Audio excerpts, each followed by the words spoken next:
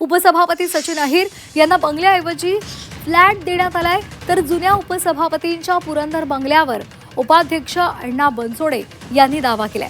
सचिन अहिर यांना आधी मंत्रालयासमोर असलेला रायगड बंगला मंजूर झाला होता, मात्र तो आदेश रद्द करण्यात आला आणि त्यानंतर त्यांना चर्चगेट इथल्या सुनीती इमारतीमध्ये एक फ्लॅट देण्यात आला। सचिन अहिर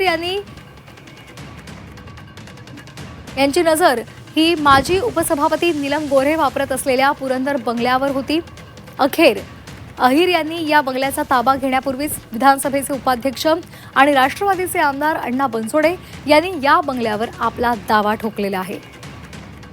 या संदर्भात अधिकची माहिती देत आहेत आमच्या प्रतिनिधी मनश्री पाठक। मनश्री, महायुतीमध्ये सध्या सरकारी बंगल्यावरून चढाओढ सुरू आहे, काय नेमके अपडेट्स आहेत? खरं तर नुकतेच एकनाथ शिंदे यांच्या शिवसेनेत प्रवेश केलेले आणि विधान परिषदेचे नवनियुक्त उपसभापती सचिन अहिर यांना आता शिवसेनेत प्रवेश करता क्षणी नाराजीचा सामना करावा लागतोय का, अशी परिस्थिती आहे। कारण त्यांचा शिवसेना प्रवेश हा सुद्धा अर्थातच खूप गाजलेला होता।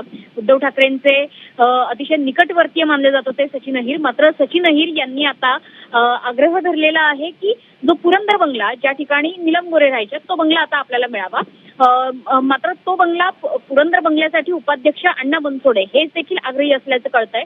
सोबतच रायगड हा देखील बंगला आहे ज्या ठिकाणी प्रदेशाध्यक्ष भाजपचे प्रदेशाध्यक्ष आणि माजी मंत्री रवींद्र चव्हाण हे त्या बंगल्यावर राहत आहेत। त्याच्यामुळे तो देखील बंगलाचा जो पर्याय आहे तो सुद्धा रद्द झालेला आहे सचिन अहिर यांच्यासाठी। सध्याच्या घडीला सुनीतीमध्ये त्यांना एक फ्लॅट देण्यात आलेला आहे। मात्र आपल्याला पुरंदर किंवा रायगड या बंगल्यांपैकी एखादा बंगला निवासस्थान म्हणून मिळावा याकरता सचिन अहिर आग्रही असल्याचं कळतंय। या संदर्भात ते उपमुख्यमंत्री एकनाथ शिंदे यांच्याशी सुद्धा बोलणार असल्याचं कळतंय। मात्र एकंदरीतच महायुतीमध्ये आता सचिन अहिर यांच्या बंगल्यावरून राजकारण टपताना दिसतंय आणि चढाओढ बघायला मिळते। सविस्तर माहितीसाठी